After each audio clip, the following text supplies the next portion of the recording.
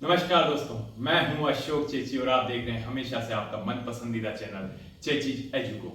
दोस्तों, अब की बार वीडियो में थोड़ा सा लेट हुए क्योंकि काफ़ी एकेडमिक रीजंस थे और अभी भी कुछ रीजंस हैं, लेकिन इसी बीच बोर्ड एग्जाम्स हैं और काफ़ी बच्चों की प्रॉब्लम्स थी स्ट्रेस को लेकर। बोर्ड एग्जाम्स के लास्ट टाइम मेंटेन को लेकर क्या किया जाए, कैसे किया जाए, कैसे मैनेज किया जाए, एग्जाम हॉल में कैसे मैनेज किया जाए, क्या असर पड़ता है इस समय की जो लास्ट सिचुएशन है इसको कैसे एडजस्ट करें। ऐसी काफ़ी प्रॉब्लम्स थी तो सोचा क्यों ना उस पर एक वीडियो बनाया जाए, तो उसीलिए लेकर आए हम ये एक special video, special edition for board exams CBSE RBSE जिस भी एग्जाम के लिए है। तो इसमें हम चर्चा करेंगे कि आखिर ये स्ट्रेस वगैरह इसको कैसे मैनेज करें, कैसे एग्जाम्स हों, ये एग्जाम्स कितने मायने रखते हैं, कितने नहीं रखते, इन सब चीज़ों पर हम आज इस छोटे से वीडियो में चर्चा करेंगे। और अगर ये वीडियो हमारा इस समय 4-5 स्टूडेंट्स के भी अगर काम आ जाए तो हमारी वीडियो की जो सिग्निफिकेंस है वो सिद्ध हो जाएगी। तो दोस्तों, बस इसी कड़ी में हम ये आज की चर्चा करने जा रहे हैं। सबसे पहले मैं बात करना चाहूंगा दोस्तों, इस वीडियो में मैं बताना चाहूंगा आपको कि एक छोटी सी स्टोरी बताता हूँ कि जब हम बच्चे थे, या ये मान लो अपन जब भी बच्चे होते हैं तो बच्चे खिलौनों की डिमांड्स करते हैं। किसी भी प्रकार का खिलौना हो सकता है और वो खिलौना बच्चे को पूरी जिंदगी नजर आता है। बच्चे को लगता है कि यही खिलौना मेरी जिंदगी है, इसी खिलौने में मेरी पूरी जिंदगी बसी है और वह उसके लिए लगातार प्रयास होता है। उसको न मिले तो परेशान भी होता है, दुखी भी होता है, रोता भी है, बिलखता भी है, तड़पता भी है। सेम सिचुएशन हमारी 10th-12th के जो बोर्ड एग्जाम्स होती है उसमें होती है दोस्तों। क्यों? क्योंकि हम इतने बड़े लेवल पर हमारा माइंड मैच्योर नहीं है। हम अच्छे समझदार बन जाते हैं 10वीं 12वीं तक, बट फिर भी हम जिंदगी को उस परिदृश्य में नहीं देख सकते जिसमें एक मैच्योर आदमी देख सकता है। और हमें लगने लगता है कि सर यही हमारी जिंदगी है। 10th-12th के बोर्ड एग्जाम्स को लगता है कि सर यही सफलता हमारी जिंदगी के मायने सिद्ध कर पाएगी और शायद अगर हम यहाँ असफल हैं तो हमारी जिंदगी के मायने सिद्ध नहीं हो पाएंगे। लेकिन ऐसा बिल्कुल नहीं है दोस्तों। जिंदगी को जिन नजरों से आप देख रहे हो नजरें कुछ छोटी हैं, उन नजरों को थोड़ा पकने दीजिए, थोड़ा समय दीजिए। जिंदगी बहुत बड़ा आयाम है, जिंदगी बहुत बड़ी है और जब आप उसको देखोगे तो ये महज उस लेवल पर जाकर जिंदगी को पीछे की ओर देखोगे तो ये महज आपको छोटे छोटे कणों में नजर आएंगी। तो जो पल छोटे छोटे कणों में नजर आने वाले हैं जिंदगी के, उनको अपने जेहन में, अपने मस्तिष्क में, अपने दिमाग में इतना ज्यादा जाया मत होने दीजिए, उनको इतना ज्यादा परिपक्व मत होने दीजिए। ओवरऑल कहने का मेरा मतलब इतना सा है कि यह केवल और केवल आपकी जिंदगी का एक एकेडमिक पार्ट है। इसको इतने ज्यादा स्ट्रेस में मत लाइए कि आप अपने आप को महसूस करने लगे कि मैं तनावग्रस्त महसूस कर रहा हूँ। यह लाइफ का एक पार्ट है, इसको एंजॉय कीजिए। जैसी भी सफलता मिलती है उसको एंजॉय करते हुए आगे बढ़िए। आप अंदाजा भी नहीं लगा सकते कि जिंदगी आपके लिए कैसे कैसे आगे आयाम लेकर बैठी है, तो उनका बस इंतजार कीजिए दोस्तों। जो भी परसेंटेज बने कोई मैटर नहीं करता। 10वीं 12वीं की प्रतिशत आपकी जिंदगी की सफलता निर्धारित नहीं करेंगी। ये केवल और केवल आपकी 10वीं और 12वीं की प्रतिशत निर्धारित करेंगी कि आप 10वीं और 12वीं के इस पर्टिकुलर ईयर में आपने जब पढ़ाई की थी तो आप कितने प्रतिशत हासिल अंक कर पाए थे। ये केवल यही निर्धारित करेगी, इसके अलावा आगे कुछ निर्धारित नहीं करेगी। तो दोस्तों, इसको इतना ज्यादा स्ट्रेस में मत लाइए। अब बात करते हैं कि कैसे क्या मैनेज किया जाए। सबसे पहले मैं बात करूंगा 10th और 12th के जो बोर्ड एग्जाम्स हैं, जैसे कि राजस्थान बोर्ड की बात करें हम, तो 6 मार्च से लगभग शुरू होने वाले हैं। 6 मार्च से शुरू है, कुछ पेपर्स 7-8 से शुरू होने वाले हैं। तो दोस्तों, आपको लास्ट समय में कुछ स्पेशल नहीं पढ़ना है। पहली बात तो 10th-12th का इतना कोई वाइड सिलेबस नहीं है कि हम अभी तक सिलेबस कंप्लीट नहीं कर पाए। हम लगभग सारी चीजों को, हमारे एकेडमिक सब अपनी अपनी एकेडमिक स्कूल्स वगैरह, कोचिंग इंस्टीट्यूट सबसे जुड़े होते हैं और सब अपने अपने समय पर पर्टिकुलर जो समय उनको निर्धारित है उसमें वो कोर्स कर लेते हैं, रिविजन भी हो जाता है। तो अब तक आप जो भी कर चुके हैं उसमें सेटिस्फाई रहिए और उसी को दोबारा पढ़िए। नया कुछ भी उठाने की कोशिश मत करें। पहला पॉइंट आता है कॉन्फिडेंस का। ऐसे समय में सबसे ज्यादा बेहद जरूरी जो चीज हो जाती है वो है आपका कॉन्फिडेंट। आपको दोस्तों कॉन्फिडेंट बनाकर रखना, अपने आप को कॉन्फिडेंस में रखना, अपने आप को कॉन्फिडेंट बनाकर रखना है। आपने जो अब तक पढ़ा है उसी को पढ़ते रहिए, उसी को बार बार रिवाइज करते रहिए। वो आपको, जब तक किताब है आपके सामने, आप बिल्कुल कॉन्फिडेंट महसूस करेंगे।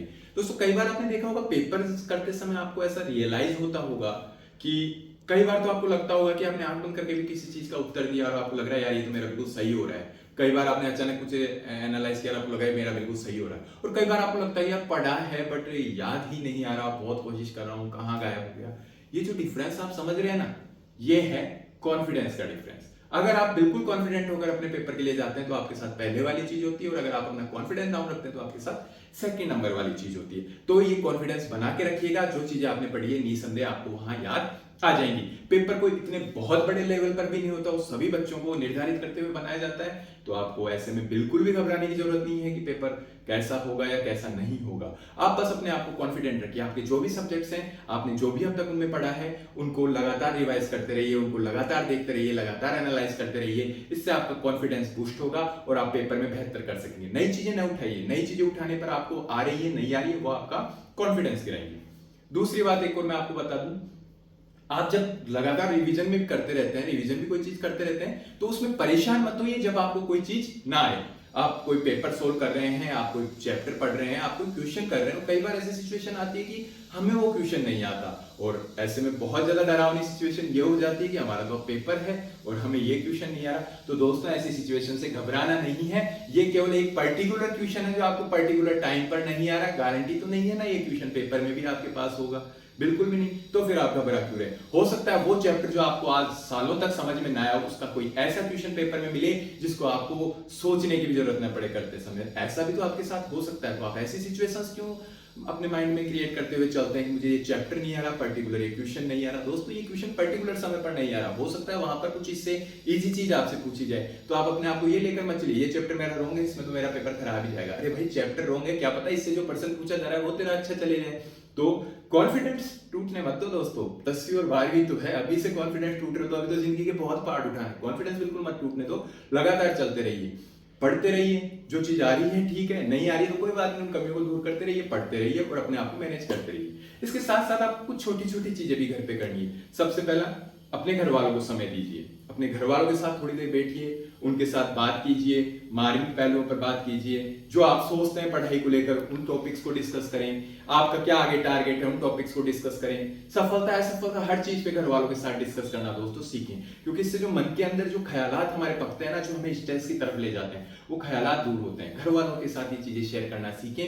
घर वालों के साथ जितने आसानी से आप शेयर कर पाएंगे, जितनी सहजता से आपके घर वाले इन चीजों को आपके साथ शेयर कर पाएंगे, उतनी ही जल्दी आपका स्ट्रेस होगा। आपको लगेगा कि इतना कुछ मुश्किल था ही नहीं जिंदगी में जितना हम सोच कर चलते हैं। तो घर वालों के साथ कुछ पल शेयर करना चालू कीजिए ऐसे एग्जाम्स के समय में। और मैं अगर अभिभावक भी है तो उनके साथ ये दरख्वास्त करना चाहूंगा कि वो अपने बच्चों के साथ थोड़ा समय व्यतीत करें, कम से कम ऐसे माहौल में जब उनकी परीक्षा उनके सिर पर, क्योंकि ऐसे समय में सबसे ज्यादा जरूरत उन्हें आपकी ही होती है। साथ ही साथ आपको जिन भी चीजों में इंटरेस्ट है, आपको खेलना अच्छा लगता है तो कुछ समय खेल को दे दीजिए। कुछ समय, इतना नहीं कि आप पढ़ाई नहीं कर पाए, कुछ समय अपना खेल को दे दीजिए। आपको म्यूजिक में इंटरेस्ट है तो आप अपना कुछ समय म्यूजिक को दे सकते हैं। आपको अगर मूवीज में इंटरेस्ट है तो कुछ समय मूवीज में दे सकते हैं। कुछ का मतलब आप समझते हैं, आप सब समझदार हैं, बोर्ड एग्जाम्स में है कि कुछ समय कितना हो सकता है। वो इतना हो सकता है कि आपको पढ़ाई को बाधित न करे और आप बिल्कुल स्ट्रेस फ्री महसूस कर सके। जितना स्ट्रेस फ्री महसूस करेंगे, आपकी पढ़ाई का स्तर, आपके पढ़ने का स्तर, आपका कॉन्फिडेंस लेवल, आपका फोकस लेवल, आपका एनालाइज लेवल सब बढ़ता जाएगा। सबसे पहली चीज है कि आप बस बिल्कुल रिलैक्स माइंड से ये चीजें करते रहें। जो भी आपका मन है वो चीजें करते रहें, लगातार अपने आप को पढ़ाई करते रहें, पढ़ाई के बीच बीच में समय देते रहें, गैप देते रहें। नींद प्रॉपर लें दोस्तों, खाना और नींद ये दो चीज प्रॉपर लें। एग्जाम स्ट्रेस है तो ऐसा नहीं कि हम पर्याप्त मात्रा में नहीं सो पा रहे हैं, या हम पर्याप्त मात्रा में खा नहीं पा रहे, या हम बैलेंस डाइट ना ले पा रहे हैं। दोस्तों अच्छी डाइट लीजिए, अच्छी नींद लीजिए। अच्छी डाइट, अच्छी नींद आपके शरीर और आपके मन दोनों को तरोताजा रखेगी और वही चीज वो चीज आपकी पढ़ाई पर भी कहीं ना कहीं असर करेंगी। ये चीज भी आप अपने आप में बैलेंस बनाकर रखिए। इसके बाद आता हूँ, ये तो आपको मैनेज करना है। इसके बाद आता हूँ बोर्ड एग्जाम्स पे। भाई आपको ये सब तो चीजें करनी ही करनी है। इसके बाद आता हूँ बोर्ड एग्जाम्स पे। बोर्ड एग्जाम्स में क्या करना है? जैसे कि मान लो आपके बोर्ड एग्जाम शुरू हो चुके हैं, हम लेते हैं 6 मार्च से, जैसे मान लो आपके बोर्ड एग्जाम शुरू हो चुके हैं, तो दोस्तों बोर्ड एग्जाम्स में समय ऐसा होगा कि किसी पेपर में 7 दिन का गैप है, किसी में 2 दिन का गैप है। और आपके साथ भी अलग अलग चीजें होती होंगी कि किसी इंसान का कोई पेपर बहुत ज्यादा टफ है, किसी इंसान के लिए कोई पेपर बहुत ज्यादा इजी है। ये आपको मैनेज करना है बीच के समय में।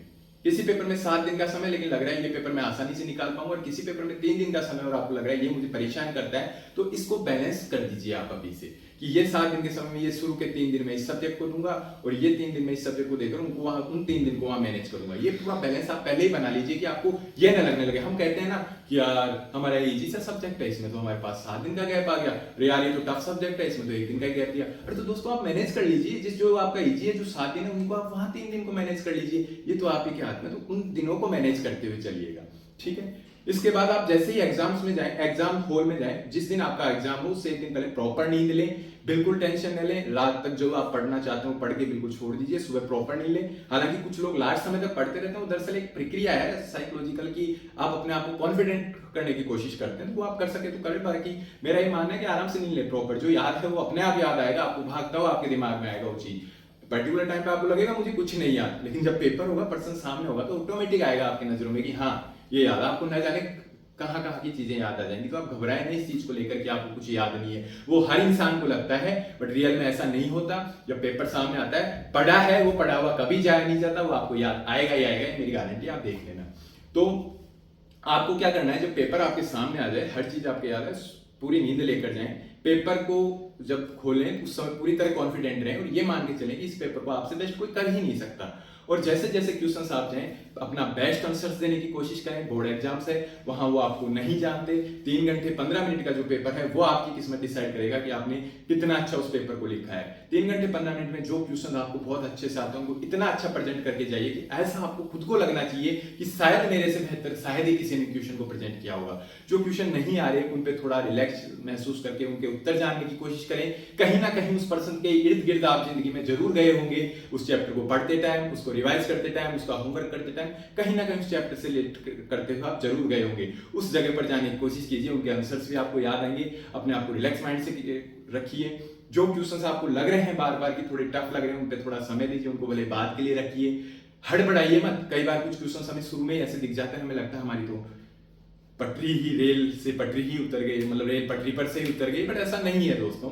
ये केवल एक एग्जाम का एक इल्यूजन है। इतने इल्यूजनल डर में आप मत जाइए। आप लगातार कॉन्फिडेंट होकर पेपर करिए, पेपर का लेवल भी अच्छा रहता है, पेपर आप आसानी से भी कर सकते हैं। इस प्रकार आप अपने पूरे बोर्ड के एग्जाम्स को क्लियर करिए। I wish you all of best of luck. मैं आप लोगों के शुभ भविष्य की कामना करता हूं, लेकिन मैं साथ ही साथ आपको ये बताना चाहता हूं कि भविष्य वैसे तो आपका बोर्ड एग्जाम बहुत अच्छा जाएगा, आपकी परसेंटेज भी बहुत अच्छी जाएगी, लेकिन एक चीज आपको हमेशा ध्यान रखनी है, और वो चीज ये कि रिजल्ट जो भी रहे, मैंने एक चीज शुरू में बोली थी उसी को लास्ट में रिपीट करूंगा कि ये केवल और केवल आपके 10वीं और 12वीं का परिणाम है कि पर्टिकुलर ईयर में पर्टिकुलर टाइम पे आपने कितने प्रतिशत अर्जित किए। जिंदगी में आप क्या करने वाले हो ये चीज डिसाइड नहीं करेगी, उसके लिए जिंदगी बहुत बड़ी है। और वहां से जब इनको घूम के देखोगे तो ये सब छोटी छोटी चीजें नजर आएंगी। तो इसको अपने दिमाग में मत लीजिएगा, इस लोड को मत लीजिएगा, और लगातार जो आप कर रहे हैं उसको करते जाइएगा। आपको हराने वाला कोई नहीं है दोस्तों, ये मेरी बात मान के रखिए। रिजल्ट चाहे जो भी रहे, अगर आपने अपने मन में कुछ करने की सोची है और इस जिंदगी में अगर आप कुछ करने का सोच कर आए हो तो वो करके तो जरूर जाओगे। प्रतिशत भले ही आपकी 36 हो या 96 हो, डजेंट मैटर, वो मैटर ही नहीं करता। बस अपने आप को कॉन्फिडेंस में रखिए पूरी तरह कि आपको हराने वाला कोई नहीं है। बस रिलैक्स होकर इस प्रकार चलते रहिए। Best of luck, thank you. मैं उम्मीद करता हूं कि थोड़ी बहुत एनर्जी आप में आई होगी। 1% भी अगर आप एनर्जेटिक हैं तो बस लग जाइए अपने लक्ष्य को पूरा करने में। थैंक यू दोस्तों, बेस्ट ऑफ लक।